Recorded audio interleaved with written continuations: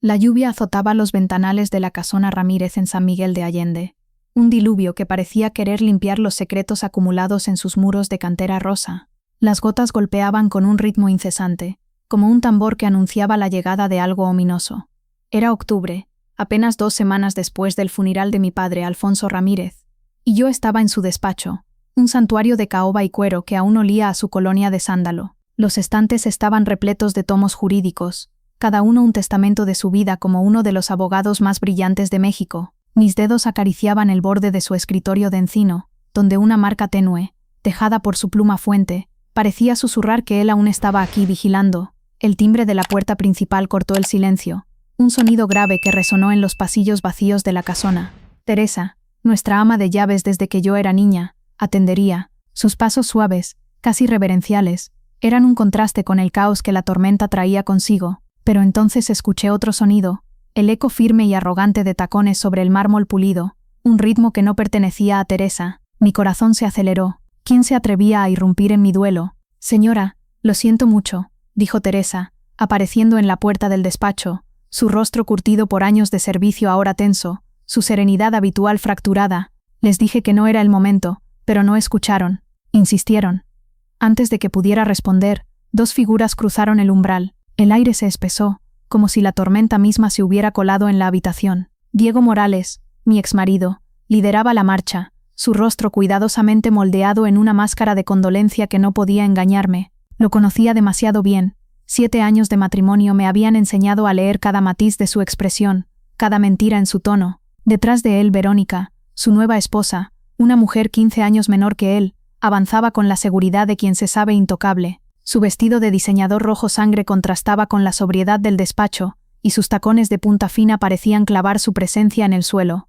Lucía, dijo Diego, su voz melosa, la misma que usaba cuando negociaba algo durante nuestro matrimonio. Qué tragedia lo del licenciado Ramírez. Mis condolencias más profundas. No me levanté, no les ofrecí sentarse. Mi dolor era un escudo, y no estaba dispuesta a bajarlo. Gracias por tu preocupación, respondí, mi voz más fría de lo que esperaba. Pero, como puedes ver, no es un buen momento.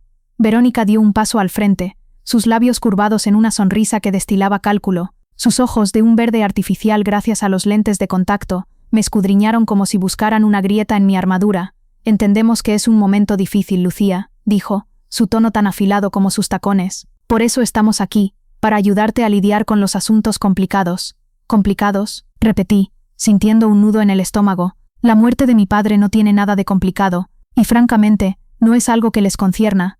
Diego intercambió una mirada con Verónica, una comunicación silenciosa que me puso en alerta. Se sentó sin invitación en el sillón de cuero frente al escritorio, cruzando una pierna sobre la otra con una confianza que me resultó insultante. No es tan simple, Lucía, dijo inclinándose hacia adelante, sus manos entrelazadas como si estuviera a punto de impartir una lección. Hay consideraciones financieras que nos afectan a todos. Lo miré fijamente, al hombre que una vez había jurado amarme, que me había abandonado por su asistente personal, ahora su esposa, y que ahora tenía el descaro de presentarse en la casa de mi padre con demandas veladas.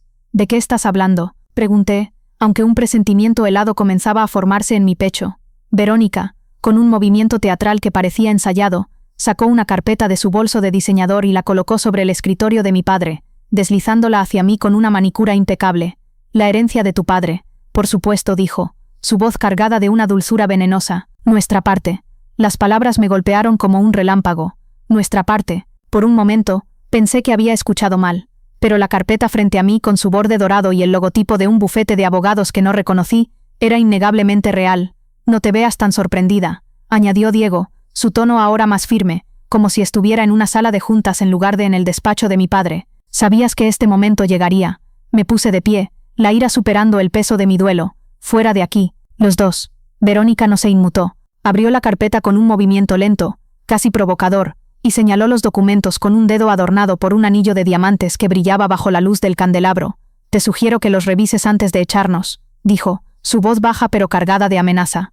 Con dedos temblorosos, tomé la carpeta. Dentro había una serie de documentos que parecían sacados de una pesadilla, contratos de inversión, acuerdos de préstamo, certificados de participación accionaria, todos con la firma de mi padre, Alfonso Ramírez, vinculando a Diego con sus negocios de una manera que yo desconocía por completo. Las fechas abarcaban los últimos 5 años, un periodo que coincidía con nuestro matrimonio y su posterior colapso. ¿Qué es esto?, susurré, mi voz apenas audible sobre el rugido de la lluvia. Tu padre y yo teníamos arreglos, explicó Diego, su confianza ahora insoportable.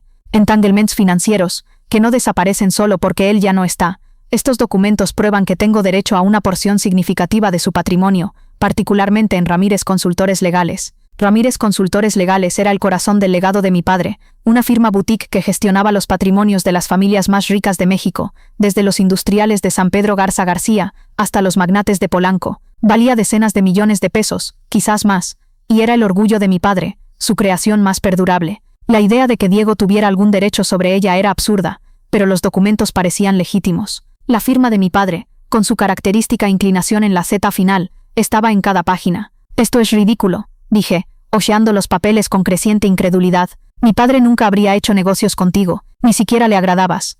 Verónica soltó una risa corta, un sonido que me erizó la piel.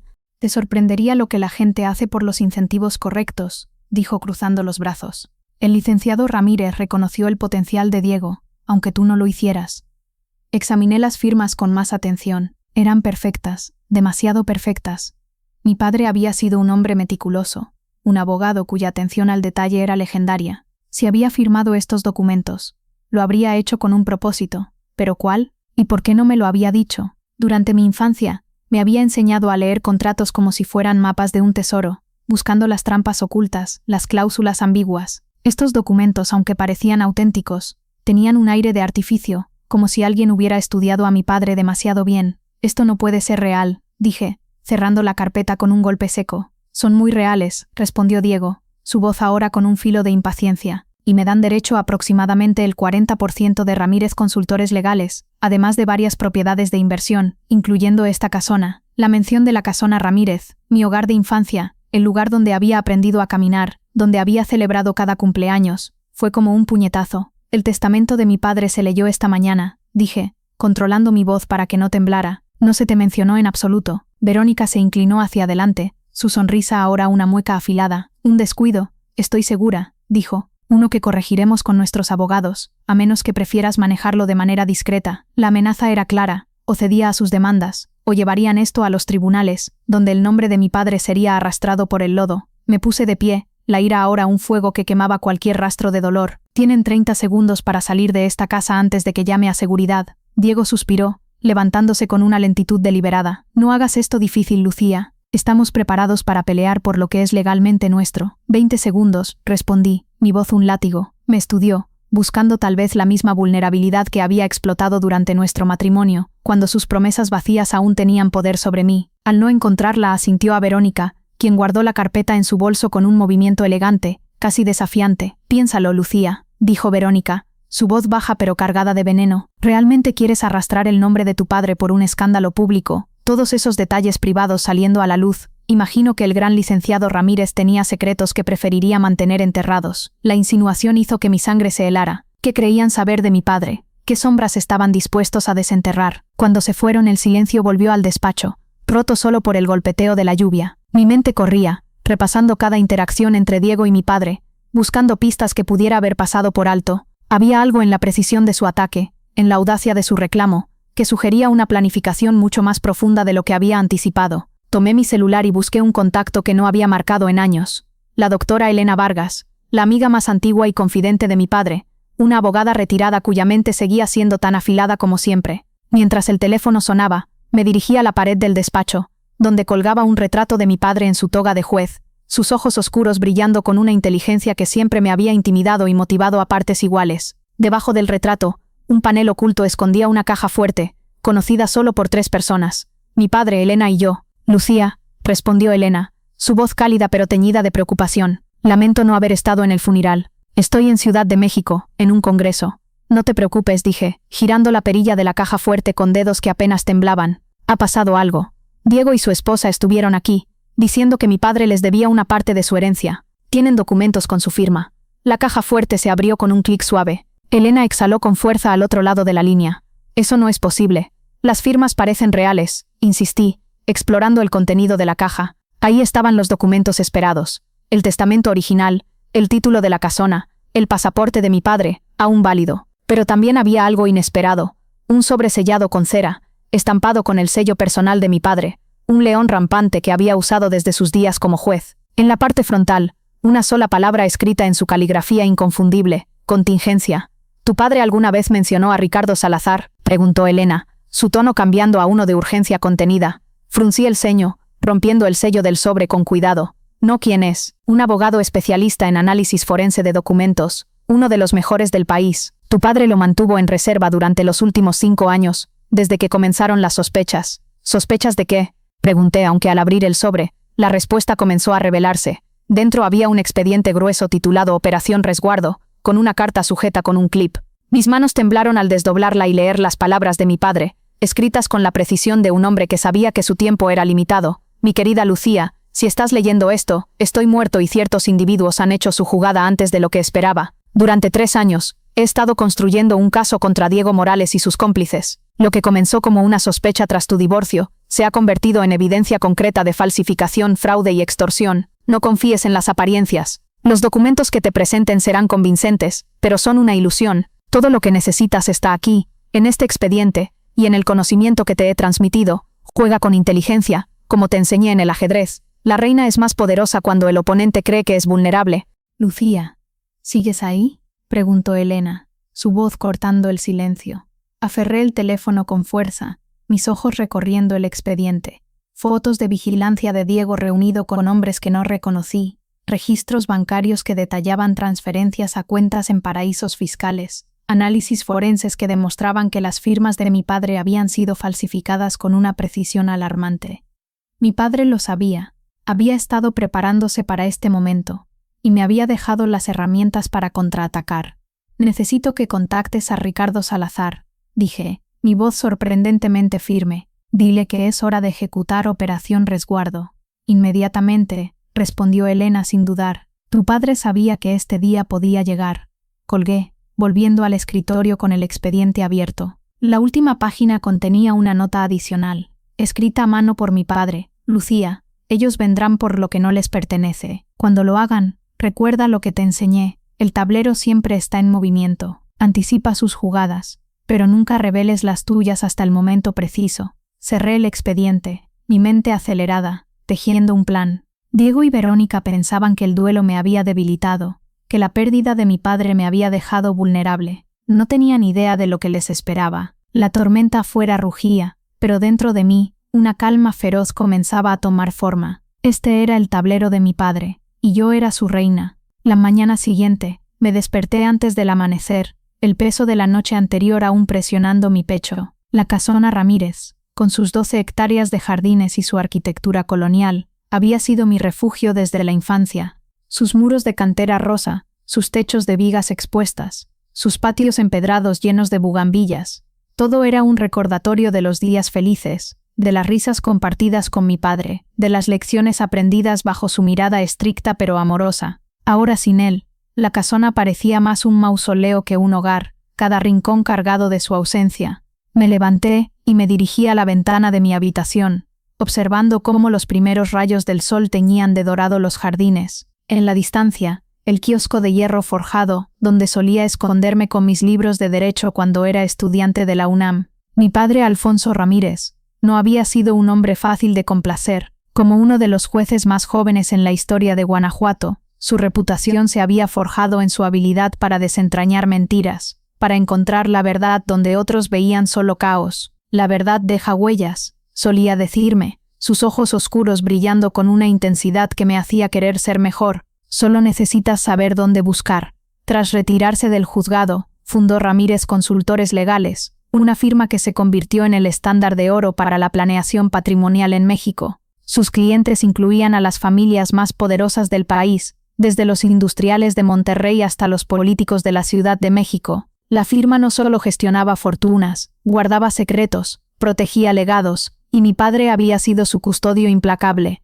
Ahora esos secretos parecían ser el motivo detrás de la audacia de Diego y Verónica. En la cocina Teresa preparaba café, el aroma cálido llenando el espacio. Su presencia era una constante en mi vida, una mujer que había cuidado de mí desde que era niña, que había limpiado mis lágrimas tras el divorcio, que había servido como confidente silenciosa de mi padre. «Estás despierta temprano, señorita Lucía», dijo, deslizando una taza de café negro hacia mí, su voz suave pero con un trasfondo de preocupación. No podía dormir, admití, aceptando la taza. Demasiado en qué pensar. Teresa entrecerró los ojos, sus manos deteniéndose en la encimera impecable. Esa gente que vino ayer te alteraron. No me gusta cómo te miraban, especialmente esa mujer. Piensan que tienen derecho a la herencia de mi padre, dije, manteniendo mi tono neutral, aunque la ira aún ardía bajo la superficie. Están equivocados. Teresa resopló, un sonido que era más un desafío que una risa. Ese hombre, Diego, nunca te mereció. Tu padre lo supo antes que tú.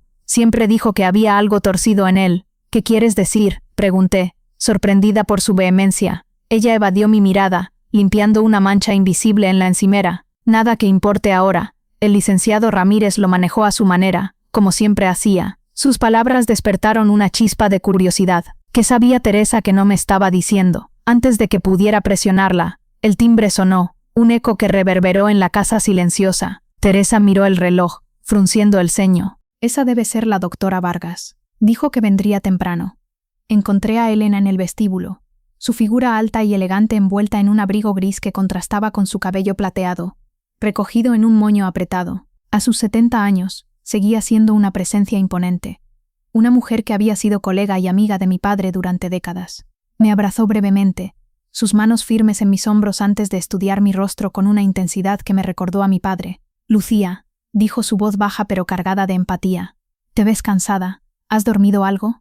Estoy bien, respondí automáticamente, aunque las ojeras bajo mis ojos probablemente contaban otra historia. Ella arqueó una ceja, claramente no convencida, pero no insistió. Me entregó un portafolio de cuero, su superficie gastada por años de uso. Traje los archivos que tu padre me pidió guardar, y contacté a Ricardo Salazar como pediste. Estará aquí mañana. Nos dirigimos al despacho, donde cerré la puerta con un clic que resonó en el silencio. El sol de la mañana se filtraba a través de los ventanales, iluminando partículas de polvo que flotaban como pequeños fantasmas. Me senté detrás del escritorio de mi padre, sintiéndome una intrusa en su espacio, mientras Elena tomaba asiento frente a mí, cruzando las piernas con una elegancia practicada. Cuéntame todo, dije, mi voz más firme de lo que sentía. Desde el principio. Elena respiró hondo, como si se preparara para desenterrar un peso que había llevado demasiado tiempo. Tu padre sospechó algo hace 4 años, poco después de tu divorcio. Notó discrepancias en algunas cuentas de Ramírez Consultores, pequeñas al principio,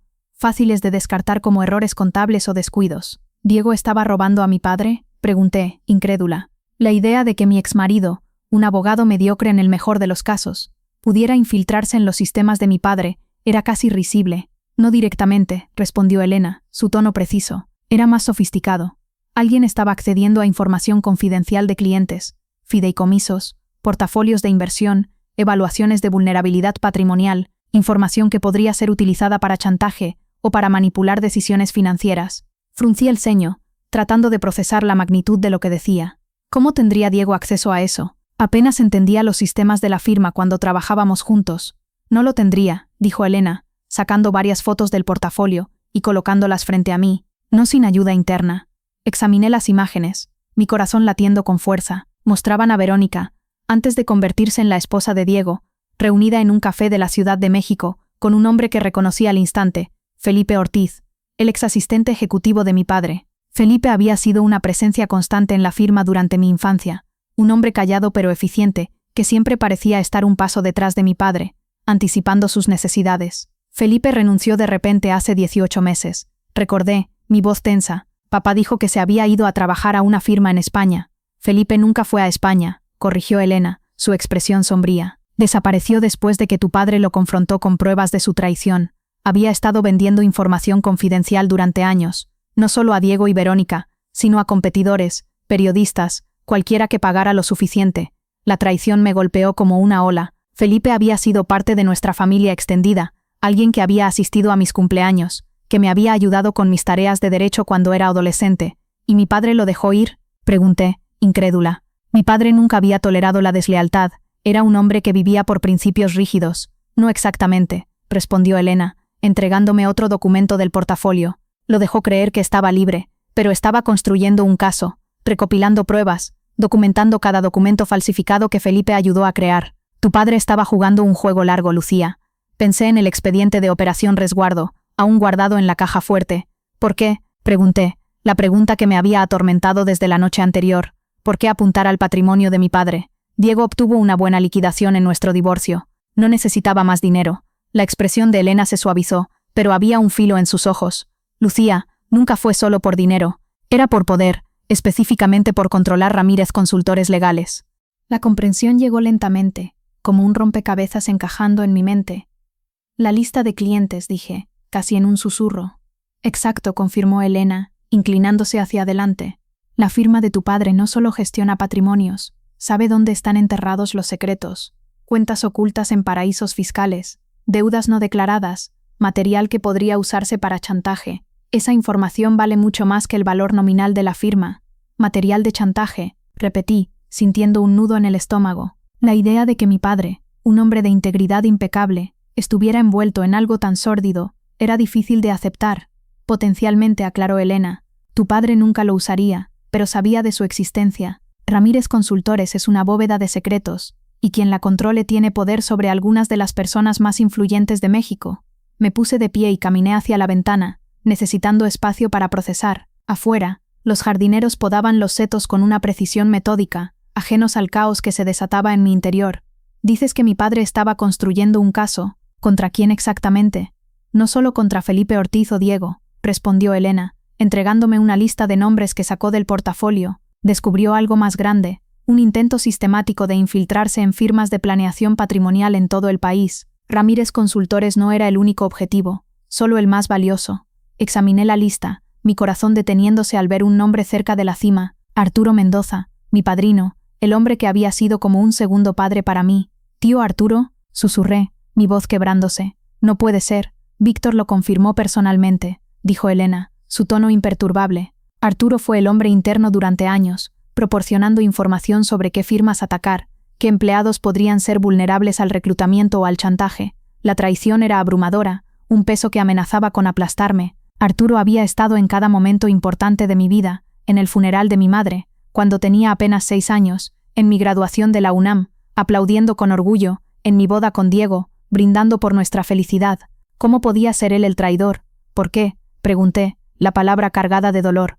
Inicialmente, deudas de juego, respondió Elena, su voz baja pero firme. Arturo siempre tuvo un lado impulsivo, una debilidad por las apuestas. Hace unos años, se endeudó profundamente con las personas equivocadas. Ellos le ofrecieron una salida, información a cambio de cancelar sus deudas, pero una vez que estuvo dentro, no había salida fácil, y mi padre lo sabía. Pregunté, tratando de reconciliar al hombre que conocía con el traidor que Elena describía. No al principio, admitió ella, pero hace 3 años, comenzó a sospechar. Arturo canceló varias cenas mensuales contigo, ¿recuerdas? Alegaba problemas de salud, compromisos de trabajo. En realidad estaba evitando a tu padre, sabiendo que Alfonso estaba empezando a atar cabos. Recordé esos meses, las excusas de Arturo, su ausencia en eventos familiares que antes nunca se perdía. Había asumido que estaba ocupado, que la vida lo había alejado. Ahora la verdad era un cuchillo en el pecho. ¿Y luego qué pasó? Arturo desapareció hace 3 meses, dijo Elena, su expresión sombría, pero no antes de advertir a los demás que tu padre estaba tras ellos. El accidente de tu padre ocurrió 2 semanas después. La implicación flotó en el aire como un veneno. La muerte de mi padre, un infarto repentino mientras trabajaba solo en su despacho, había parecido natural, aunque inesperada. A sus 74 años, gozaba de excelente salud, jugaba tenis los fines de semana, caminaba por los jardines de la casona todas las mañanas. La idea de que su muerte no fuera un accidente era una posibilidad que no había considerado hasta ahora. «¿Estás sugiriendo?». No pude terminar la frase, mi voz atrapada en mi garganta. «No sugiero nada», dijo Elena con cuidado, sus ojos fijos en los míos. «El médico forense no encontró nada sospechoso, pero el momento me preocupa. Tu padre estaba a punto de entregar su caso a los fiscales federales. Estaba tan cerca». Cerré los ojos, tratando de mantener la compostura. «¿Cuál era el plan de mi padre?», pregunté finalmente. «Debió tener uno». Elena asintió, como si hubiera pasado una prueba tácita. «Por supuesto, la fase 1 fue la documentación. Construir un caso irrebatible contra todos los involucrados, desde Felipe Ortiz hasta los peces gordos detrás de la operación. La fase 2 fue el posicionamiento legal, crear fideicomisos, empresas fachada y mecanismos protectores que hicieran imposible que accedieran a los activos de Ramírez Consultores, incluso con documentos falsificados». «¿Y la fase 3?», pregunté. Mi voz apenas un susurro. «Justicia», respondió Elena simplemente. «Tu padre planeaba desmantelar toda la operación. no solo proteger sus propios intereses. Estaba trabajando con fiscales federales, listo para entregar todo lo que había descubierto, nombres, cuentas, conexiones. Habría sido el caso de su vida. Absorbí la información, mi mente girando. El expediente en la caja fuerte, Operación Resguardo, era la culminación de ese trabajo. Pero si mi padre había estado tan cerca, ¿por qué no había actuado antes? ¿Qué lo había detenido? ¿Por qué no lo hizo? Pregunté, la pregunta quemando en mi interior. Murió antes de ejecutar la fase 3, dijo Elena, inclinándose hacia adelante, sus manos entrelazadas. Por eso, ahora te toca a ti. Caminé hasta el tablero de ajedrez en la esquina del despacho, un regalo de mi padre cuando cumplí 10 años. Tomé la reina blanca, la pieza que él siempre había dicho que representaba el poder estratégico, la versatilidad para moverse en cualquier dirección. Me había enseñado a jugar ajedrez con la misma intensidad que me enseñó derecho, insistiendo en que cada movimiento debía ser calculado, cada sacrificio intencional. No estoy segura de ser la persona adecuada, Elena, admití, girando la reina entre mis dedos. Soy abogada corporativa, no fiscal. No tengo las conexiones de mi padre, ni su experiencia en casos de esta magnitud. Tienes algo más importante, replicó Elena, su voz firme. La sangre de tu padre corre por tus venas, y su entrenamiento está en tu cabeza. Alfonso te preparó para este momento toda tu vida, lo supieras o no. Recordé las cenas de mi infancia, discutiendo casos legales como si fueran rompecabezas, los veranos trabajando en las oficinas de mi padre, redactando memorandos bajo su escrutinio, los dilemas éticos que me obligaba a resolver, incluso cuando apenas entendía las implicaciones. ¿Todo había sido preparación para esto? Hay algo más que debes saber, añadió Elena, su tono volviéndose más grave. Tu padre cambió su testamento un mes antes de morir. Las nuevas disposiciones se activan automáticamente si alguien impugna el testamento original o presenta documentación competidora. ¿Qué disposiciones?, pregunté, sintiendo un nuevo peso en el pecho. Una transferencia completa de todos los activos Ramírez, personales y profesionales, a un fideicomiso irrevocable. Tú eres la única fideicomisaria, con discreción absoluta sobre cómo se gestionan o distribuyen. Nadie más puede tocarlos, ni Diego ni Verónica, ni siquiera Arturo. Consideré las implicaciones, mi mente acelerada. Entonces, incluso si Diego logra convencer a un tribunal de que sus documentos son legítimos, no importará. Exacto, confirmó Elena, una chispa de satisfacción en sus ojos. Los activos ya estarán transferidos, fuera de su alcance. ¿Y Diego no sabe de esta disposición? Nadie lo sabe, excepto tú, yo y Ricardo Salazar, quien redactó los documentos bajo las instrucciones de tu padre. Dejé la reina en el tablero, mi decisión comenzando a solidificarse. Entonces, ¿cuál es el siguiente paso? Elena sonrió ligeramente, el primer signo de alivio que había mostrado. Tu padre siempre dijo que el mejor movimiento es dejar que el oponente crea que está ganando. Diego y Verónica esperan que estés abrumada, vulnerable. Déjalos pensar eso por ahora. Mientras tanto, reuniremos todo lo que tu padre recopiló, cada documento, cada grabación, cada prueba. Ricardo llegará mañana con más información. Quiero verlo todo, dije, mi voz firme, cada detalle. Ahora suenas como la hija de Alfonso, respondió Elena, su sonrisa ensanchándose. Soy la hija de mi padre, repliqué, una determinación feroz creciendo en mi interior, y es hora de que empiece a actuar como tal. 6 días después, la audiencia preliminar para el patrimonio de mi padre estaba programada en el Tribunal Superior de Guanajuato, en la ciudad de León. Contra el consejo de Elena de esperar a que Diego y Verónica hicieran el primer movimiento, decidí tomar la iniciativa. Presenté una solicitud de sucesión acelerada, una maniobra que obligaría a mis adversarios a revelar sus cartas antes de lo planeado. Si querían pelear, yo elegiría el campo de batalla. Llegué al tribunal al amanecer, estacionando el sedán gris de mi padre en su espacio reservado, un recordatorio de su presencia constante en este lugar. El Tribunal Superior, con su fachada de piedra y sus columnas imponentes, era un escenario familiar. Había pasado innumerables horas aquí durante mi infancia, observando a mi padre argumentar casos, su voz resonando con una autoridad que llenaba la sala. Ahora era mi turno de estar en el centro del escenario, aunque las circunstancias eran muy diferentes. Ricardo Salazar me esperaba fuera del juzgado, su figura alta y delgada apoyada contra la pared, revisando su teléfono con una concentración que desmentía su apariencia relajada. A sus 50 años, tenía el rostro curtido de alguien que había visto demasiados tribunales y demasiados secretos. Señorita Ramírez, me saludó, guardando su teléfono con un movimiento fluido. Lamento que nos encontremos en estas circunstancias. Gracias por venir con tan poca antelación, señor Salazar, respondí, estrechando su mano. Su agarre era firme, sus ojos evaluándome con una intensidad que me recordó a mi padre. Hizo un gesto hacia las puertas del juzgado. He revisado los documentos que tu padre recopiló, un trabajo impresionante. Estaba construyendo un caso que habría encerrado a mucha gente por mucho tiempo. Y ahora es nuestro trabajo, dije, más confiada de lo que sentía. La expresión de Ricardo permaneció neutral, pero algo en su postura sugería aprobación.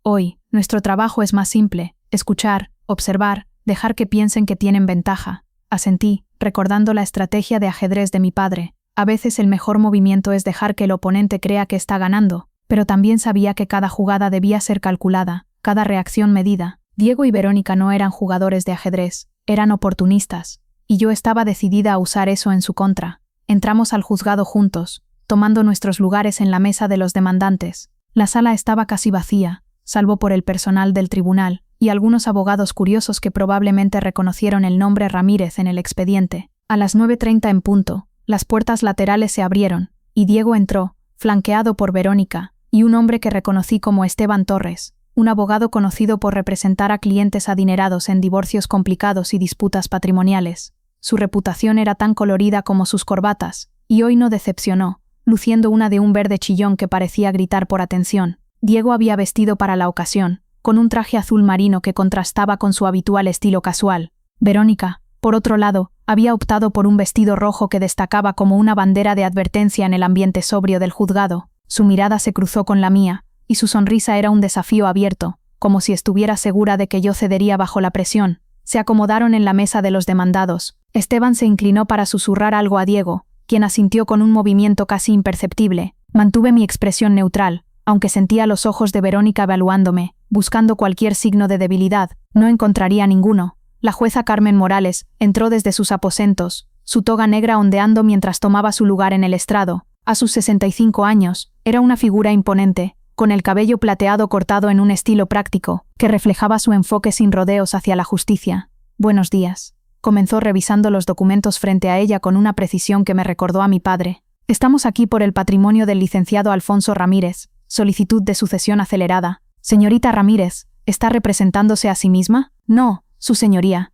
respondí, levantándome con una calma que había practicado frente al espejo esa mañana. «Estoy representada por Ricardo Salazar». Si la presencia de Ricardo sorprendió a la jueza, no lo demostró. «Señor Salazar, bienvenido a mi sala». «Y señor Torres, representando a las partes interesadas». Esteban se puso de pie, ajustando su corbata con un floreo innecesario. «Así es, su señoría. Represento a Diego Morales y Verónica Morales, quienes tienen un reclamo sustancial contra el patrimonio del licenciado Ramírez». Las cejas de la jueza Morales se alzaron ligeramente, un movimiento casi imperceptible que indicaba escepticismo. «¿Y la naturaleza de este reclamo?» «Mis clientes tenían relaciones comerciales significativas con el fallecido», explicó Esteban, su voz suave pero cargada de confianza. «Tenemos documentación que prueba que el licenciado Ramírez debía activos considerables a mi cliente, relacionados principalmente con Ramírez Consultores Legales». La jueza Morales me miró, sus ojos evaluándome como si buscara la verdad en mi expresión. «Señorita Ramírez, ¿estaba al tanto de estas relaciones comerciales?» Antes de que pudiera responder, Ricardo se levantó con una calma que contrastaba con la teatralidad de Esteban. «Su señoría, mi cliente no estaba al tanto de ninguna relación comercial legítima entre su padre y el señor Morales. Cuestionamos la validez de cualquier documento que sugiera lo contrario». Esteban sonrió, una expresión que no llegaba a sus ojos. «Anticipábamos esta respuesta, su señoría. Tenemos evidencia que demuestra que la señorita Ramírez estaba plenamente consciente de estos arreglos, pero intenta eludir las obligaciones legítimas de su padre». Sentí un escalofrío de inquietud. ¿Qué evidencia podían tener? La jueza Morales parecía igualmente escéptica. «Necesitaré ver esa evidencia, señor Torres». «Por supuesto, su señoría», respondió Esteban, señalando a un asistente que entregó una carpeta delgada al secretario del tribunal. Mientras se distribuían copias a la jueza, a Ricardo y a mí, Esteban continuó: «Lo que tienen frente a ustedes es correspondencia por correo electrónico entre el licenciado Ramírez y su hija, discutiendo la relación comercial con el señor Morales». Miré los documentos con incredulidad. Eran correos electrónicos que parecían provenir de la cuenta de mi padre a la mía, detallando estrategias de inversión con Diego y mencionando acuerdos de reparto de ganancias. Las fechas eran recientes, de los últimos 2 años, y los metadatos parecían impecables, pero yo nunca había recibido esos correos. «Esto es falso», dije, mi voz tensa, incapaz de contenerme. «Nunca vi estos correos». Esteban negó con la cabeza, su expresión de fingida compasión casi insoportable. «La negativa de la señorita Ramírez es comprensible, pero los metadatos muestran claramente que estos correos no solo fueron enviados, sino abiertos y respondidos desde su cuenta personal». La jueza Morales estudió los documentos, su expresión impenetrable. «Señor Salazar», su respuesta. Ricardo parecía imperturbable, su voz tranquila pero firme. «Su señoría, Cualquiera con habilidades técnicas básicas puede falsificar encabezados de correo y metadatos. Negamos categóricamente la autenticidad de estas comunicaciones y solicitamos tiempo para que nuestro equipo forense las examine. Parece razonable, acordó la jueza Morales, haciendo una nota en su expediente. Señor Torres, ¿alguna objeción? Esteban extendió las manos, magnánimo. Ninguna, su señoría. La verdad es la verdad, después de todo. La jueza Morales me miró nuevamente. Señorita Ramírez, como albacea designada en el testamento de su padre, ¿tiene alguna objeción a un congelamiento temporal de los activos hasta que se verifiquen estos documentos? Antes de que pudiera responder, las puertas del juzgado se abrieron con un crujido, y un hombre alto y distinguido entró silenciosamente, tomando asiento en la última fila. Arturo Mendoza, mi padrino, el hombre que Elena había identificado como una figura clave en la conspiración contra mi padre. Nuestras miradas se encontraron brevemente, su expresión era indescifrable, pero su presencia era una declaración en sí misma. ¿Por qué estaba aquí? ¿Era una advertencia, una amenaza, o algo más? Ricardo tocó mi brazo, un recordatorio silencioso de nuestra estrategia. Sin objeción, su señoría, dije con calma, aunque mi corazón latía con fuerza. No tengo nada que ocultar. Esteban pareció desconcertado por mi fácil aceptación, pero se recuperó rápidamente. En ese caso, su señoría, también solicitamos acceso a los documentos personales del licenciado Ramírez, particularmente aquellos relacionados con Ramírez Consultores Legales. Ricardo intervino, su voz cortante como una navaja. Su señoría, eso sería prematuro e invasivo. Los documentos personales del licenciado Ramírez pueden contener comunicaciones privilegiadas con clientes de su firma. Los clientes del señor Torres no han presentado evidencia creíble que justifique tal acceso. La jueza Morales asintió, su expresión firme. Estoy de acuerdo, señor Salazar. Se concede el congelamiento de activos pendiente de verificación, pero se niega el acceso a documentos personales por ahora. Hizo una nota en su expediente. ¿Algo más para hoy? Esteban dudó, luego presionó más, su tono ahora más agresivo. Su señoría, dada la complejidad de este patrimonio y las serias preguntas sobre su administración, solicitamos que la señorita Ramírez sea removida temporalmente como albacea hasta que se resuelvan estos asuntos. La audacia de la solicitud me dejó sin palabras. No solo querían los activos de mi padre, querían control total del proceso, despojándome de mi papel como albacea. Sentí la ira arder en mi pecho, pero mantuve mi expresión neutral, recordando las palabras de mi padre. Nunca dejes que vean tu enojo, Lucía. Es tu arma más poderosa cuando la controlas. La expresión de la jueza Morales se endureció, sus ojos perforando a Esteban. ¿Con qué fundamento, señor Torres? Conflicto de intereses, su señoría, respondió Esteban, su voz suave pero cargada de insinuación. Si la señorita Ramírez ha estado ocultando relaciones comerciales relevantes para el patrimonio, no se puede confiar en que lo administre justamente.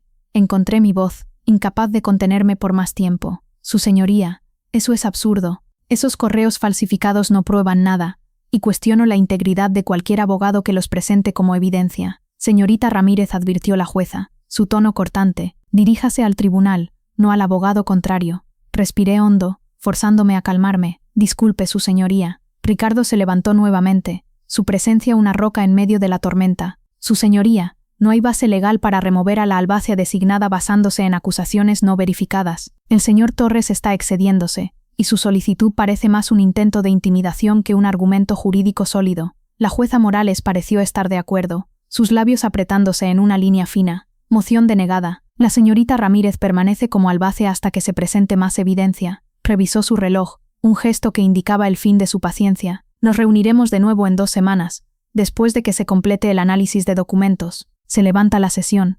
Cuando la jueza salió, recogí mis papeles con manos que temblaban ligeramente, evitando mirar hacia donde Arturo seguía sentado, inmóvil como una estatua. Pero Diego y Verónica hicieron imposible salir sin un encuentro, posicionándose deliberadamente en mi camino hacia la salida. Lucía, dijo Diego, su voz lo suficientemente alta para que los abogados cercanos lo escucharan. Esto no tiene que ser tan confrontacional. Solo pedimos lo que tu padre prometió. Lo miré directamente, viendo no al hombre que una vez amé, sino a un extraño consumido por la ambición y la codicia. Mi padre no te prometió nada, respondí en voz baja, cada palabra afilada como un cuchillo. Y si sigues con esto, descubrirás lo poco que conocías de él. Verónica se acercó, su perfume floral abrumador en el aire viciado del juzgado. No seas ingenua, murmuró, su voz apenas audible. Esto es solo el comienzo. Sabemos cosas sobre tu padre, que destruirían su reputación para siempre. ¿Es así como quieres recordarlo? Antes de que pudiera responder, Ricardo apareció a mi lado, su presencia una barrera protectora. Señora Morales, ¿está amenazando a mi cliente frente a testigos? Porque eso sería extremadamente imprudente, incluso para alguien con su audacia. La sonrisa de Verónica no vaciló, pero dio un paso atrás, como si reconociera que había cruzado una línea. Solo ofrezco un consejo amistoso entre familia. No somos familia, dije con firmeza, mi voz resonando en la sala casi vacía, y nunca lo seremos. Cuando nos giramos para irnos, sentí una mano en mi brazo, ligera pero insistente. Arturo se había acercado silenciosamente, su colonia familiar trayendo recuerdos de días más simples, cenas navideñas, partidos de ajedrez en el porche, su risa resonando en los jardines de la casona. Lucía dijo suavemente, sus ojos buscando los míos, necesitamos hablar, en privado. Ricardo se interpuso, su postura protectora. Señor Mendoza, cualquier comunicación con mi cliente debe pasar por mí. La expresión de Arturo se tensó, pero no retrocedió. No entiendes lo que está pasando, Lucía. Hay cosas que tu padre no te contó, cosas que necesito explicarte. Creo que entiendo perfectamente, respondí, sorprendida por la firmeza en mi voz. Adiós, tío Arturo. Mientras nos alejábamos, sentía sus ojos en mi espalda, una mezcla de tristeza y algo más que no podía descifrar. Diego, Verónica, Arturo, y probablemente otros observaban desde las sombras, cada uno con su propia agenda. Por primera vez comprendí realmente la magnitud de lo que mi padre había enfrentado en sus últimos meses, y el peligro que ahora recaía sobre mí. Afuera el aire de octubre olía a hojas caídas y asfalto mojado. Ricardo me acompañó al coche en silencio, esperando hasta que estuvimos dentro para hablar. Están preocupados, dijo, una nota de satisfacción en su voz. Esperaban que pelearas el congelamiento de activos con más fuerza. ¿Por qué? ¿Qué habrían ganado con eso? Pregunté, ajustando el retrovisor para ver si alguien nos seguía. Te habría hecho parecer a la defensiva, tal vez desesperada, explicó Ricardo, revisando su teléfono. En cambio, te mostraste confiada, despreocupada. Eso los desconcertó. Aferré el volante, permitiéndome sentir la ira que había reprimido en el juzgado. Falsificaron correos entre mi padre y yo. ¿Cómo obtuvieron acceso a nuestras cuentas? No necesitaron acceso, respondió Ricardo, su tono práctico. La falsificación moderna se trata de crear artefactos digitales creíbles. Usaron tu dirección de correo pública, lo que sabían de tu relación con tu padre, y fabricaron el resto. Pero no te preocupes, nuestro equipo forense desmontará esos correos en días. ¿Resistirán el escrutinio? Pregunté, aunque ya sospechaba la respuesta. No tienen ninguna posibilidad, dijo Ricardo con una sonrisa seca. Pero ese no es el punto. Están probando tus defensas, viendo cómo reaccionarás. Pensé en la amenaza de Verónica, en la presencia de Arturo, en los documentos falsificados que parecían tan reales. ¿Cuál es nuestro próximo movimiento? Ricardo revisó su reloj, un gesto que empezaba a reconocer como su manera de marcar el ritmo. Tenemos 2 semanas antes de la próxima audiencia. Eso es suficiente para implementar la fase 2 del plan de tu padre. ¿Qué tenía en mente mi padre para la fase 2? Pregunté, mi curiosidad avivada. Una pequeña sonrisa cruzó el rostro de Ricardo, la primera señal de calidez que había mostrado. Alfonso creía en combatir el fuego con fuego. Creó su propio conjunto de documentos completamente legítimos pero estratégicamente fechados. Pólizas de seguro, enmiendas de fideicomisos, transferencias corporativas, todo diseñado para anular cualquier reclamo que Diego pudiera hacer, sin importar qué documentos presente. ¿No es eso cuestionable, legalmente hablando? Pregunté, frunciendo el ceño. Para nada, respondió Ricardo, encogiéndose de hombros. Todo fue debidamente ejecutado y notariado. Tu padre simplemente eligió cuándo presentar los documentos oficialmente. El tiempo lo es todo en un litigio, Lucía. Mientras conducíamos lejos del tribunal, miré por el retrovisor. Arturo Mendoza estaba en los escalones, observándonos partir, su figura solitaria recortada contra el cielo gris. Por un momento, vi no al traidor que Elena había descrito, sino al hombre que me había enseñado a andar en bicicleta, que me había llevado helado después del funeral de mi madre. ¿Cómo habíamos llegado a esto? ¿Qué lo había transformado en un enemigo? Las preguntas se arremolinaban en mi mente, pero una cosa era clara, el tablero de mi padre estaba en movimiento, y yo estaba lista para jugar. La lluvia seguía cayendo sobre los ventanales de la biblioteca de la Casona Ramírez, creando un murmullo que aislaba el espacio del mundo exterior. Habían pasado 3 días desde la audiencia preliminar, y me había sumergido en el trabajo de mi padre, revisando el expediente de Operación Resguardo con una intensidad que bordeaba la obsesión. La biblioteca, con sus estantes de caoba llenos de textos jurídicos y diarios personales, era el corazón intelectual de la casona, el lugar donde mi padre había pasado incontables noches planeando, reflexionando, anticipando. Ahora, era mi refugio, un espacio donde podía desentrañar los secretos que había dejado atrás. El expediente revelaba un patrón de infiltración que iba mucho más allá de Ramírez Consultores. La organización detrás de Diego, Verónica y Arturo estaba atacando sistemáticamente a firmas de planeación patrimonial en todo México, explotando vulnerabilidades en empleados, sobornando a insiders, falsificando documentos con una precisión alarmante. Los nombres en los documentos, políticos, empresarios, incluso un par de jueces, formaban una red de poder que abarcaba el país, cada uno vinculado por la codicia o el miedo. Mi padre había estado siguiendo sus movimientos durante años, construyendo un caso que podría haber cambiado el panorama legal de México. Aparté una pila de fotos de vigilancia y me recosté en la silla de mi padre, frotándome los ojos. La escala de lo que enfrentaba era abrumadora. No era solo una disputa por una herencia, era una guerra contra una empresa criminal con recursos ilimitados, conexiones en los niveles más altos y una disposición para eliminar obstáculos. La muerte de mi padre, clasificada como un infarto, ahora parecía cada vez menos natural. Habían acelerado su fin. La pregunta me carcomía, pero no tenía pruebas, solo sospechas y un expediente que insinuaba más de lo que revelaba. Un suave golpe en la puerta interrumpió mis pensamientos. Teresa entró con una bandeja de té y sándwiches, su expresión una mezcla de preocupación maternal y desaprobación. «¿Necesitas comer algo?», dijo, colocando la bandeja con firmeza sobre la mesa auxiliar. «No has tocado comida desde el desayuno, y eso fue solo un café». «Gracias, Teresa», respondí, dándome cuenta de que no recordaba mi última comida decente. El estrés me había robado el apetito, pero tomé un sándwich para complacerla. «¿Alguna llamada?», pregunté, mientras ella servía el té de una tetera antigua que mi madre había amado. «La doctora Vargas llamó esta mañana. Dijo que pasaría esta noche con más documentos», respondió Teresa, dudando antes de añadir. «Y ese hombre está estacionado otra vez al otro lado de la calle, el sedán negro. Tercera vez esta semana». Asentí, sin sorprenderme. «Están vigilando la casa. Déjalos mirar». Teresa frunció el ceño, claramente disgustada. «Tu padre no habría tolerado tal intrusión. Habría enviado a alguien a confrontarlos».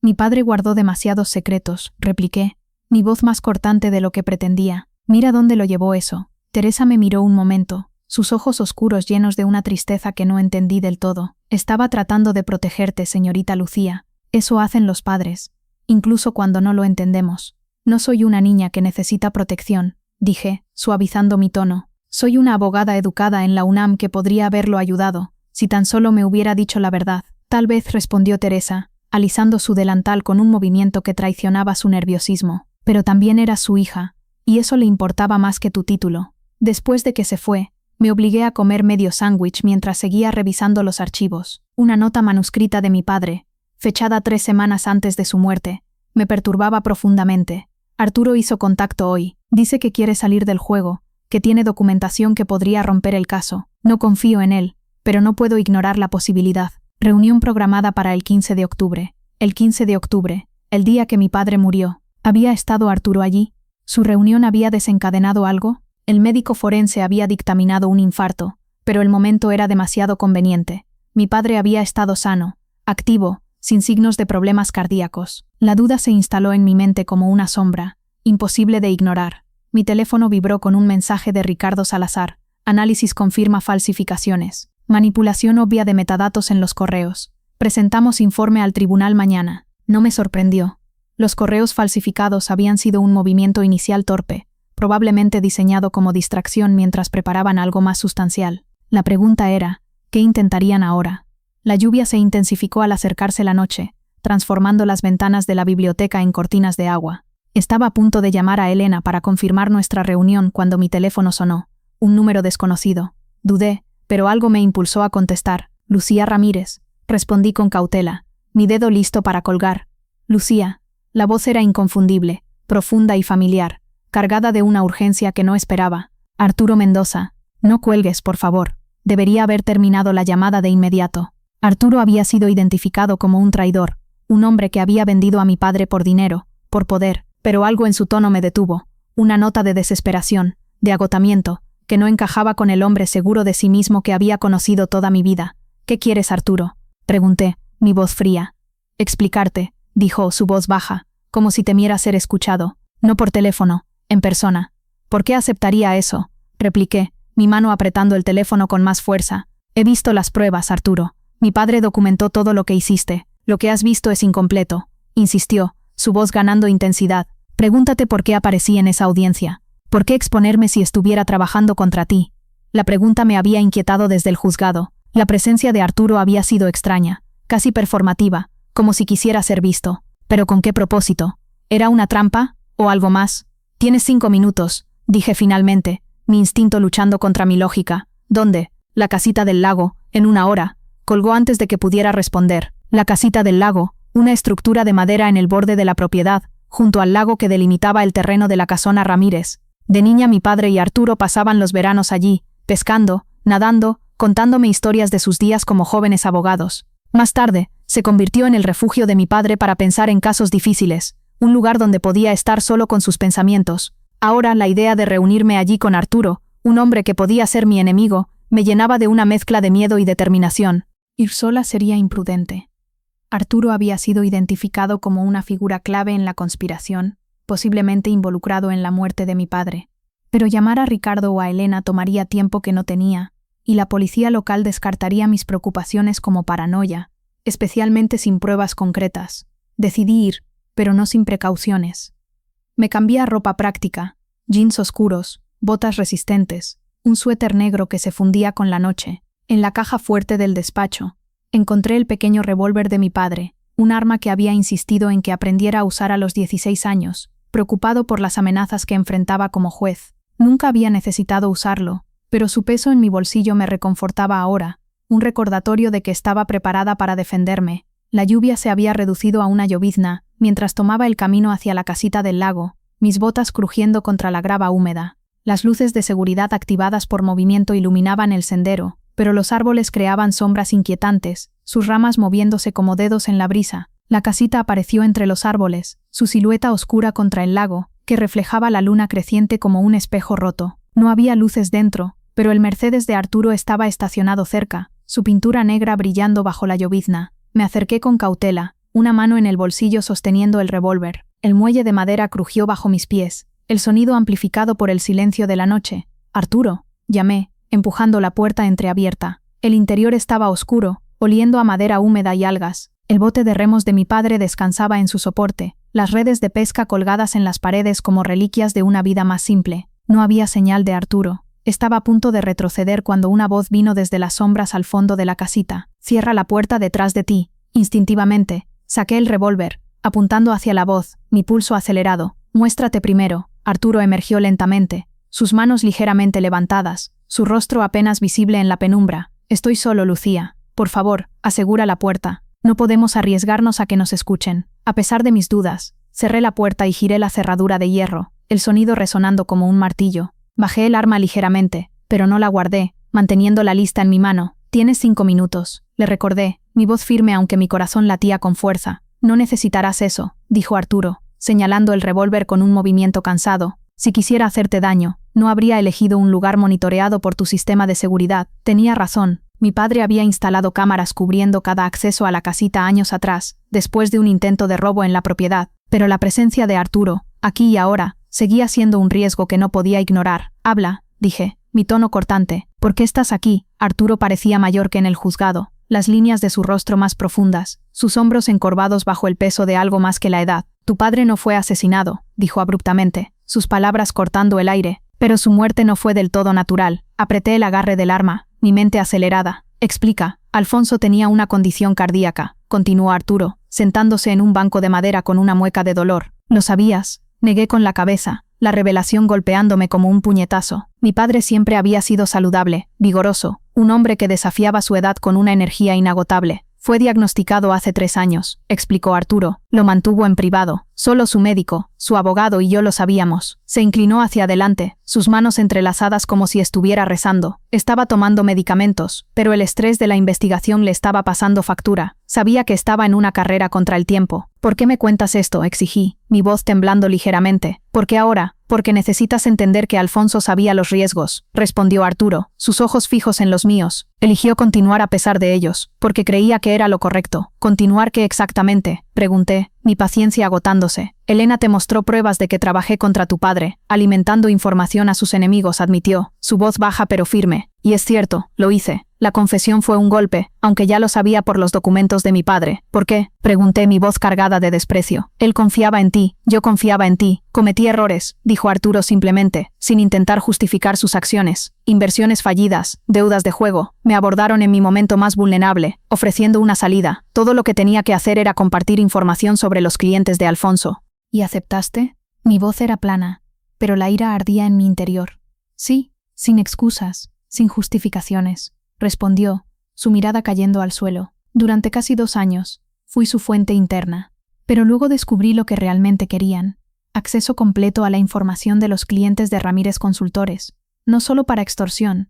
Hizo una pausa, como si las palabras fueran un peso que apenas podía soportar. Cuando me di cuenta de la escala de su operación, fui con Alfonso y confesé todo. Esperé que me entregara a las autoridades de inmediato. En cambio me ofreció un trato. ¿Qué clase de trato?, pregunté, mi mente luchando por procesar su historia. Inmunidad a cambio de ayudarlo a desmantelar toda la red, explicó Arturo. Continuaría como su activo, pero alimentándolos con información que Alfonso quería que tuvieran: documentos alterados, evaluaciones engañosas, desinformación estratégica. Las piezas comenzaron a encajar con lo que había encontrado en las notas de mi padre. ¿Te convertiste en un agente doble durante el último año de su vida? Sí, confirmó Arturo, su voz firme ahora. Fue idea de Alfonso usarme para plantar evidencia que llevaría a su eventual procesamiento. Pero también sabía que era un juego peligroso. Si los demás descubrían mi doble juego, estaría acabado. Lo estudié tratando de determinar si decía la verdad.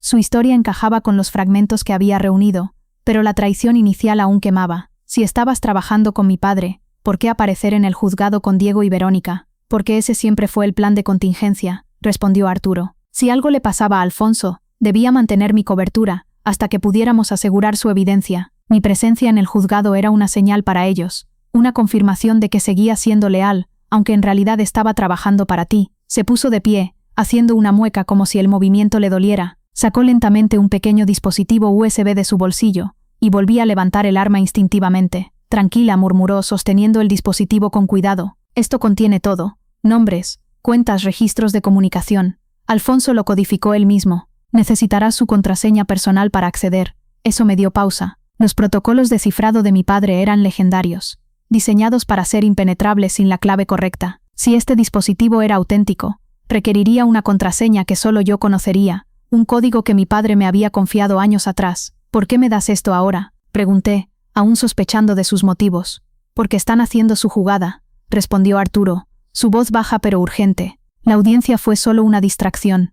Planean algo más grande esta noche. ¿Qué?, exigí, mi pulso acelerándose. El archivo de clientes de Ramírez Consultores, registros físicos y digitales almacenados en las oficinas de tu padre en León, explicó. Hay una ventana de mantenimiento en el sistema de seguridad programada para esta noche, entre las 2 y las 4 de la mañana. Planean explotarla para acceder a los servidores. ¿Cómo sabes esto?, pregunté, un escalofrío recorriendo mi espalda. Porque ayudé a identificar la vulnerabilidad, admitió Arturo, su expresión sombría. Era parte de mi cobertura. Lo que no saben es que Alfonso instaló un sistema secundario que se activará si el primario es violado, pero solo si alguien con el código maestro lo autoriza. Déjame adivinar, dije, las piezas encajando en mi mente. Soy la única que puede activarlo ahora. Arturo asintió, una chispa de esperanza en sus ojos. Tienes hasta medianoche para llegar al edificio e ingresar la secuencia de anulación. Revisé mi reloj, 9:17 p.m. Menos de 3 horas. La decisión era un riesgo enorme. Si Arturo estaba mintiendo, podría estar llevándome a una trampa, pero si decía la verdad,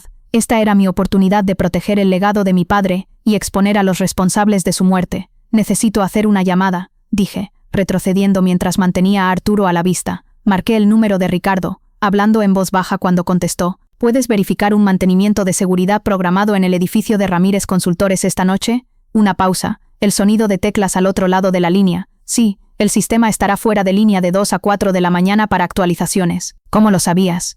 Arturo Mendoza me lo dijo, respondí, mi voz tensa. Dice que trabajó con mi padre al final, como agente doble. También dice que planean un ataque esta noche. La voz de Ricardo se agudizó, un cambio sutil que traicionaba su preocupación.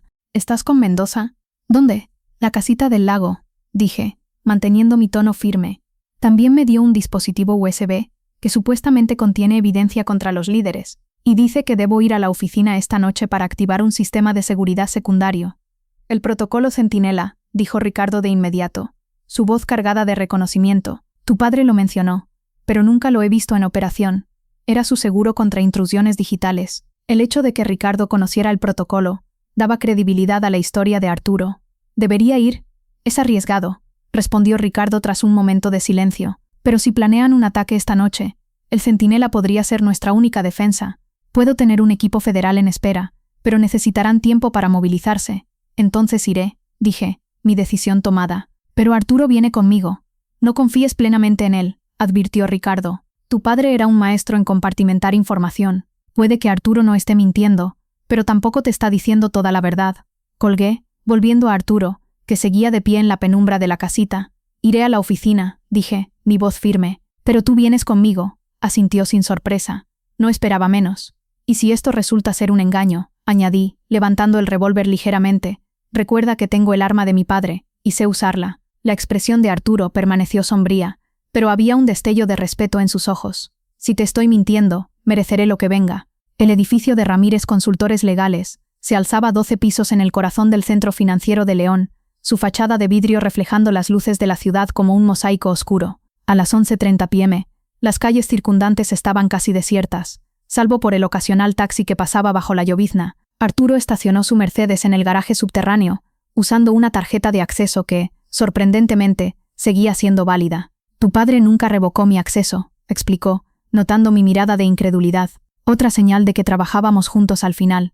No respondí, aún no confiaba del todo en su historia. Tomamos el elevador de servicio al 10º piso, donde Ramírez Consultores ocupaba todo el espacio. La recepción estaba oscura, iluminada solo por las señales de salida de emergencia y el resplandor lejano de la ciudad que se filtraba a través de los ventanales. Deslicé la tarjeta de acceso de mi padre en el panel de seguridad, ingresando el código de 6 dígitos que había memorizado años atrás. La luz parpadeó en verde, y las puertas de vidrio se abrieron con un suave zumbido. La sala de control del sistema está en la oficina de tu padre, dijo Arturo, su voz baja, como si temiera despertar algo en las sombras. Asentí, liderando el camino por el pasillo alfombrado. Los retratos familiares de los Ramírez colgaban en las paredes, generaciones de hombres y mujeres serios, en togas judiciales o trajes de negocios, cada uno un recordatorio del peso del nombre que llevaba. Mi padre había insistido en mostrar nuestro linaje, un testimonio de la responsabilidad que conllevaba ser un Ramírez. Ahora esos rostros parecían observarme, juzgándome, preguntándose si estaría a la altura.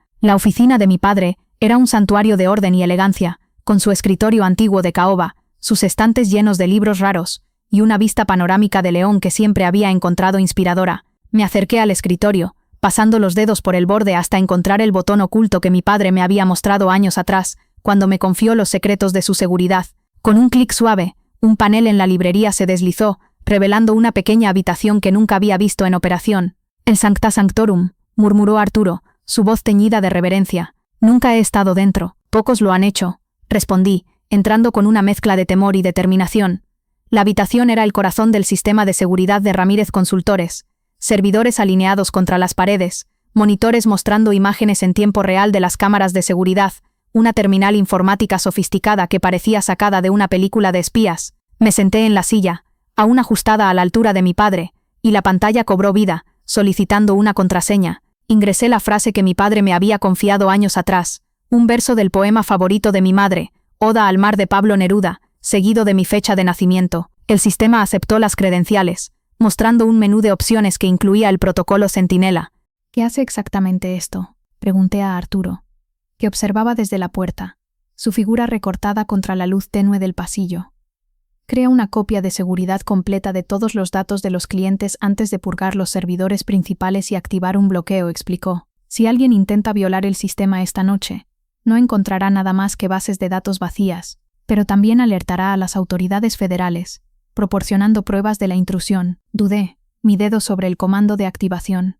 Parece extremo. ¿Estás seguro de que planean un ataque esta noche? He estado en suficientes reuniones de planeación para reconocer el patrón, respondió Arturo, su voz firme. Crean una distracción, como la audiencia, y atacan cuando creen que estás enfocada en otra cosa. Esta noche es su ventana, y no la desaprovecharán. La lógica era sólida, consistente con lo que había aprendido de los archivos de mi padre, pero activar una medida tan drástica no era una decisión ligera. Si me equivocaba, podría interrumpir las operaciones de la firma, alienar a los clientes, incluso dañar la reputación de mi padre. Pero si Arturo tenía razón, esta era mi oportunidad de proteger su legado y exponer a los responsables. Si me equivoco, añadió Arturo, como si leyera mis pensamientos, el peor resultado es una inconveniencia temporal. Si tengo razón, habrás preservado el trabajo de tu padre y dado un paso hacia la justicia. Visto así, la elección era clara. Ingresé el código de autorización final y activé el protocolo Centinela. La pantalla mostró una barra de progreso mientras el sistema comenzaba a trabajar, respaldando datos, encriptando archivos, preparándose para la purga defensiva que protegería la información sensible de nuestros clientes. Tardará unos 30 minutos en completarse, dije, observando el indicador de progreso, que avanzaba lentamente.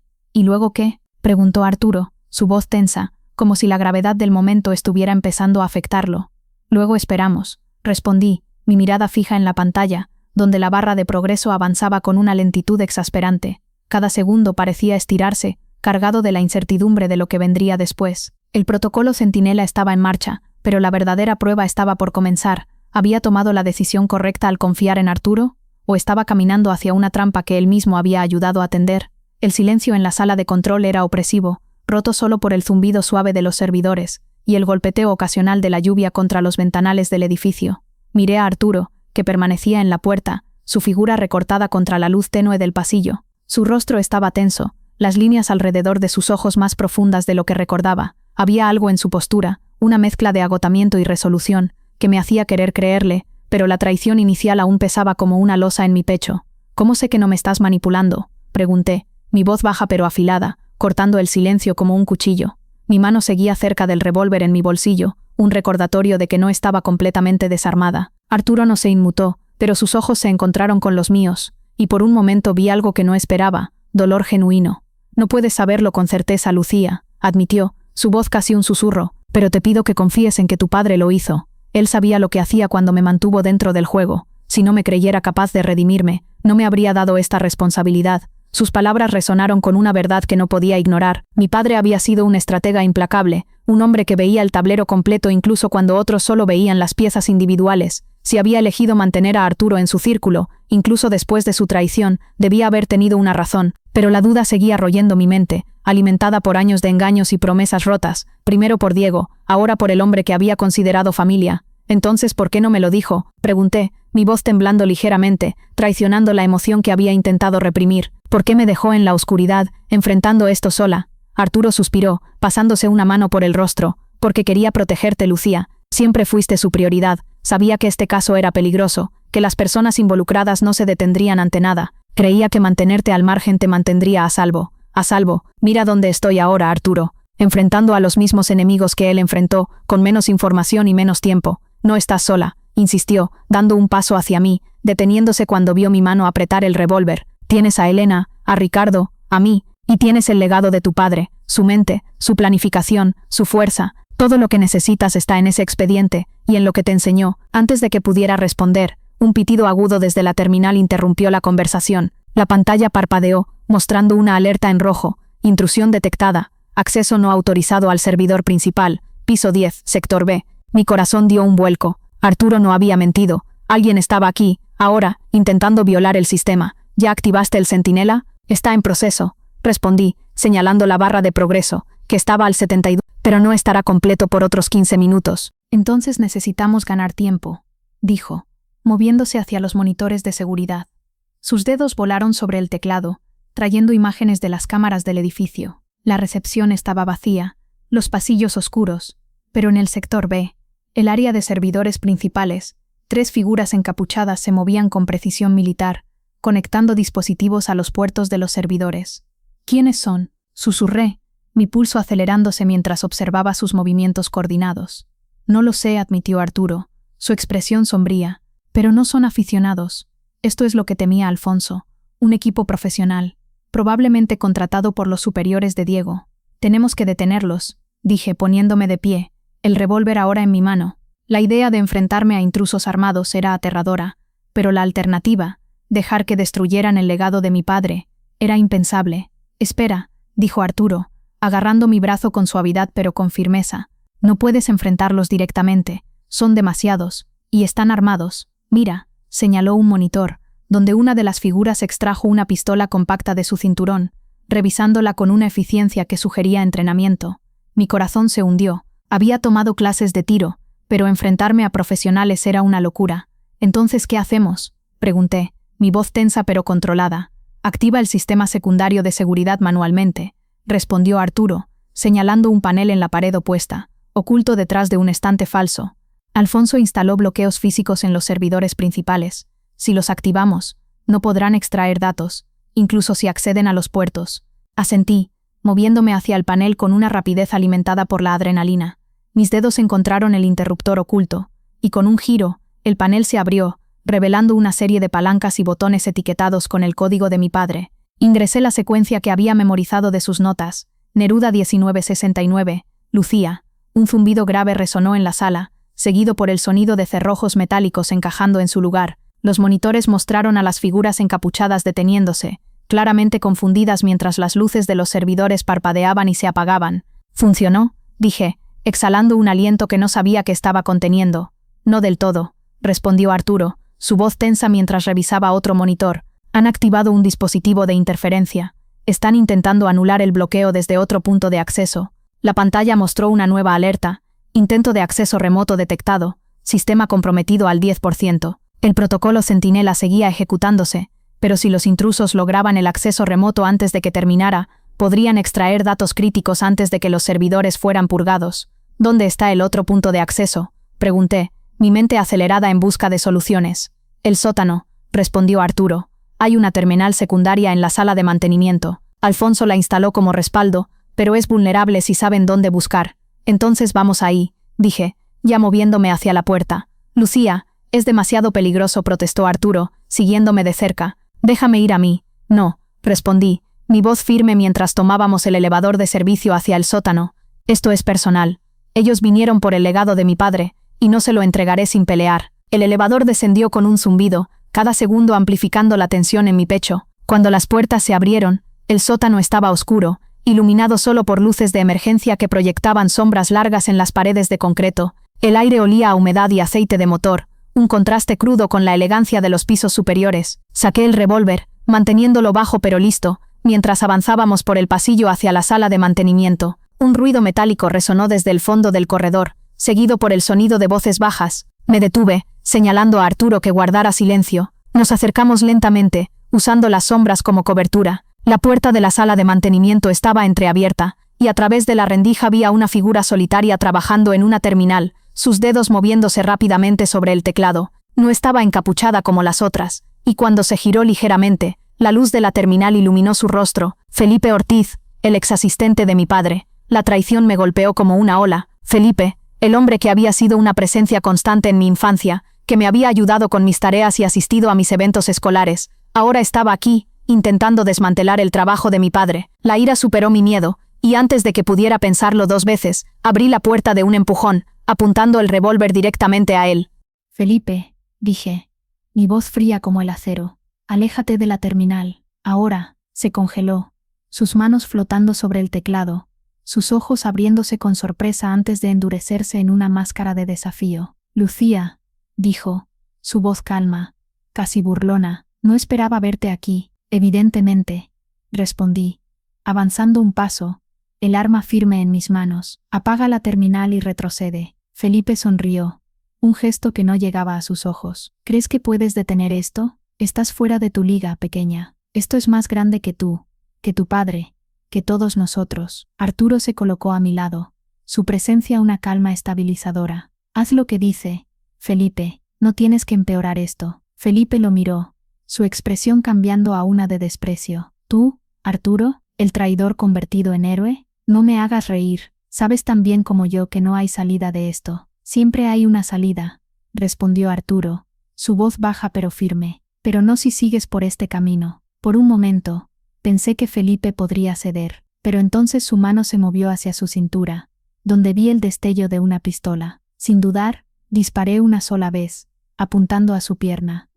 El sonido resonó en el espacio cerrado, y Felipe cayó al suelo con un grito, agarrándose la rodilla mientras la pistola se deslizaba por el concreto. «No quería hacer eso», dije, mi voz temblando ligeramente mientras mantenía el arma apuntada hacia él. «Pero no dejaré que destruyas lo que mi padre construyó». Arturo se movió rápidamente, recogiendo la pistola de Felipe y asegurándola en su cinturón. Luego se acercó a la terminal, revisando la pantalla. «Estaba a punto de romper el cifrado», dijo, su tono sombrío, «pero el centinela sigue activo. Estamos a tiempo». Mientras Arturo trabajaba en la terminal, asegurándose de que el protocolo centinela completara su ciclo, até las manos de Felipe con un cable eléctrico que encontré en un estante cercano. Sus gemidos de dolor llenaban la sala, pero no sentía lástima. Había traicionado a mi padre, a nuestra familia, y ahora pagaría las consecuencias. «¿Para quién trabajas, Felipe?», pregunté, arrodillándome frente a él,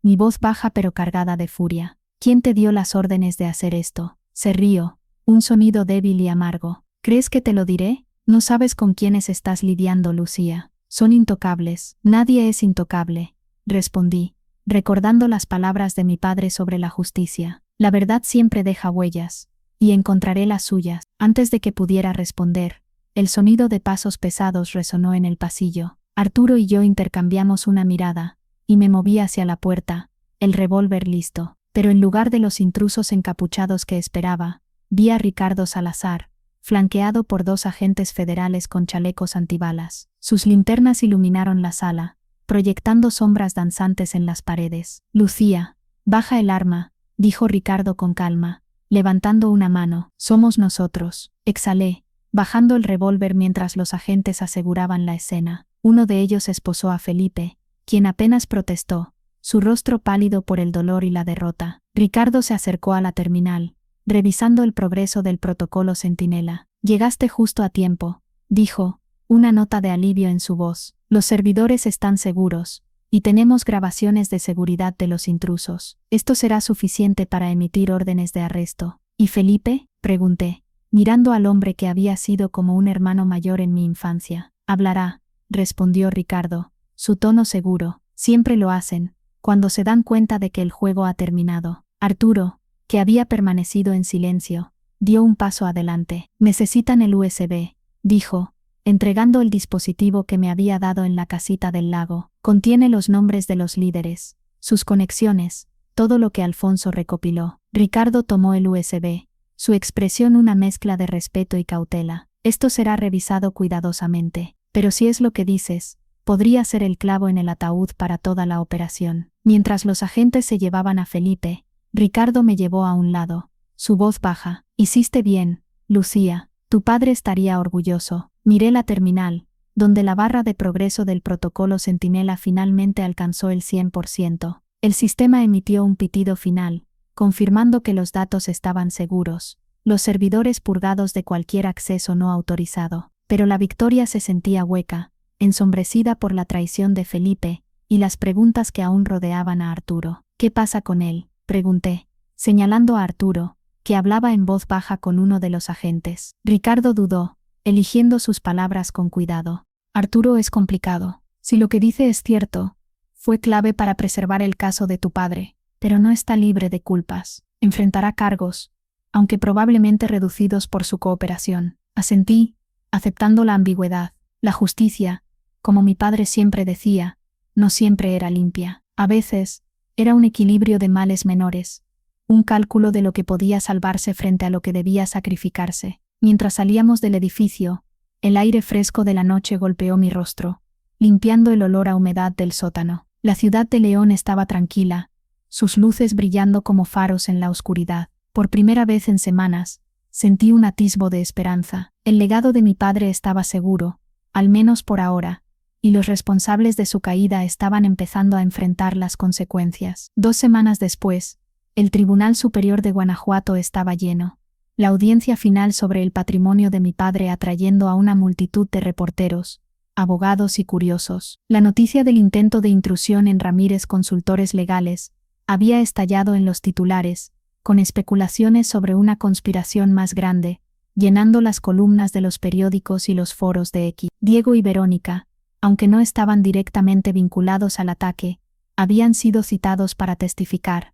Sus documentos falsificados, ahora expuestos como evidencia de un esquema más amplio. Me senté en la mesa de los demandantes, flanqueada por Ricardo y Elena, mi postura erguida a pesar del peso de las últimas semanas. Había pasado noches revisando cada detalle del expediente de mi padre, trabajando con Ricardo, para presentar un caso que no solo protegiera el patrimonio, sino que expusiera a los conspiradores que habían intentado destruirlo. El USB de Arturo había sido un tesoro, revelando una red de corrupción que abarcaba a políticos, empresarios y hasta un juez federal. La evidencia era irrefutable, respaldada por los documentos de mi padre y las confesiones de Felipe, quien había aceptado un acuerdo a cambio de información. La jueza Carmen Morales entró, su presencia silenciando la sala. Su expresión era más severa que en la audiencia anterior, sus ojos escaneando la sala, como si pudiera ver a través de las mentiras que habían sido tejidas. Estamos aquí para resolver la sucesión del patrimonio del licenciado Alfonso Ramírez,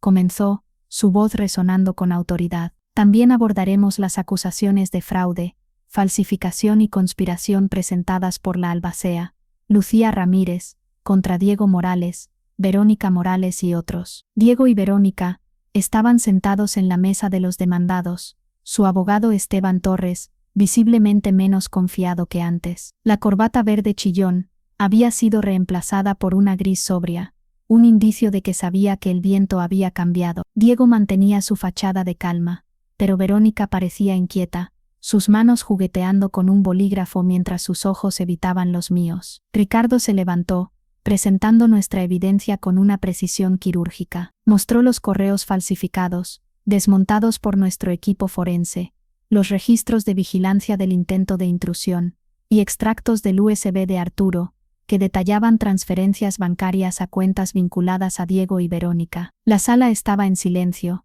la gravedad de las acusaciones cayendo como un martillo. Su señoría, concluyó Ricardo, solicitamos que los reclamos de los demandados sean desestimados, que los activos del licenciado Ramírez sean transferidos al fideicomiso irrevocable según sus deseos, y que se inicie una investigación penal contra Diego Morales, Verónica Morales y sus cómplices. Esteban se puso de pie, su voz menos segura de lo que había sido. Su señoría, estas acusaciones son especulativas. Mis clientes no tienen conexión directa con el intento de intrusión, y los documentos presentados inicialmente eran legítimos a primera vista. La jueza Morales lo interrumpió, su tono cortante. Señor Torres, los documentos que presentó han sido probados como falsificaciones. Su credibilidad está en entredicho, y le sugiero que elija sus próximas palabras con cuidado. Esteban palideció, sentándose rápidamente. La jueza volvió su atención a mí, sus ojos suavizándose ligeramente. Señorita Ramírez,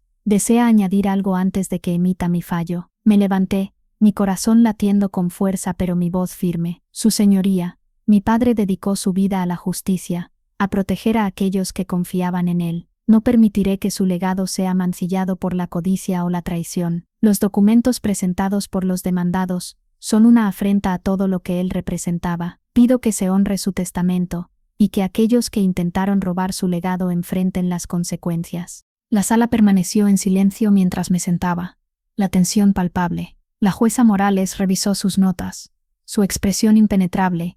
Antes de hablar, he revisado la evidencia presentada por ambas partes, dijo finalmente. Los reclamos de Diego Morales y Verónica Morales son infundados, basados en documentos falsificados que no resisten el escrutinio. Por lo tanto, desestimo sus reclamos y confirmo a Lucía Ramírez como albacea del patrimonio de Alfonso Ramírez. Los activos serán transferidos al fideicomiso irrevocable, según las instrucciones del fallecido. Un murmullo recorrió la sala, pero la jueza levantó una mano para silenciarlo. Además, remito la evidencia de fraude y conspiración a los fiscales federales para una investigación completa. Señor Morales, señora Morales, les aconsejo que busquen representación legal competente. Diego se puso de pie, su rostro rojo de furia. Esto es una farsa, gritó, ignorando el intento de Esteban de calmarlo. Alfonso Ramírez me debía, y no dejaré que su hija me robe lo que es mío. La jueza Morales golpeó su mazo,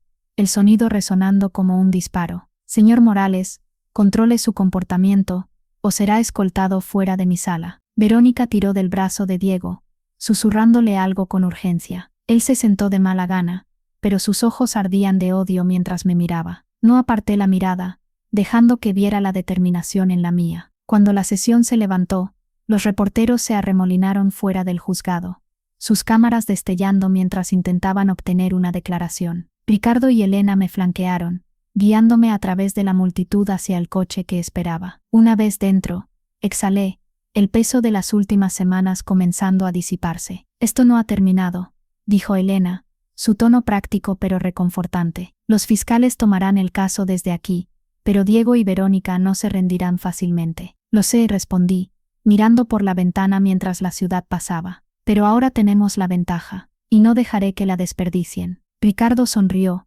una rara muestra de calidez. Tu padre te entrenó bien, Lucía, el tablero es tuyo ahora. 6 meses después, La casona Ramírez estaba bañada por la luz dorada de un atardecer de abril, sus jardines llenos del aroma de las flores de azahar. Me senté en el porche, una taza de café en la mano, observando a los jardineros trabajar con la misma precisión que siempre había definido esta casa. Ramírez Consultores Legales seguía funcionando, ahora bajo mi dirección, con un equipo nuevo que había sido examinado minuciosamente para asegurar su lealtad.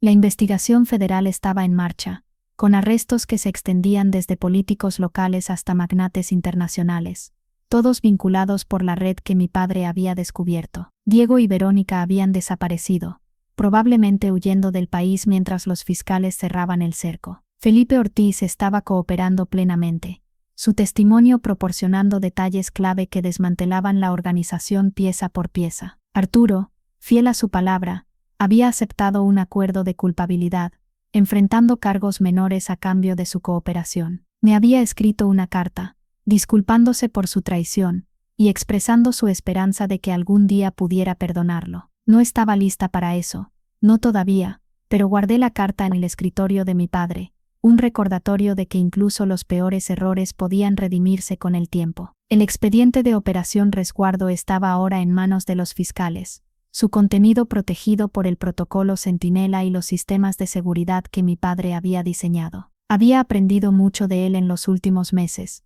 no solo sobre la ley, sino sobre el coraje, la estrategia y el costo de la verdad. La casona Ramírez, una vez un mausoleo de dolor, ahora se sentía como un hogar nuevamente, lleno de los ecos de las lecciones de mi padre. Tomé la reina blanca del tablero de ajedrez en el porche, girándola entre mis dedos como lo había hecho tantas veces en las últimas semanas. Mi padre siempre había dicho que la reina era la pieza más poderosa, capaz de moverse en cualquier dirección, de proteger y atacar con igual destreza. Ahora entendía por qué me había comparado con ella. El tablero de mi padre seguía en movimiento, pero yo estaba lista para jugar, no solo para proteger su legado, sino para construir el mío propio. Mientras el sol se ponía, pintando el cielo con tonos de rosa y naranja, sentí una calma que no había conocido en meses. La tormenta había pasado, pero sabía que otras vendrían. Cuando lo hicieran estaría preparada, con la mente de mi padre, el corazón de mi madre y la fuerza que ambos me habían dado. El juego no había terminado,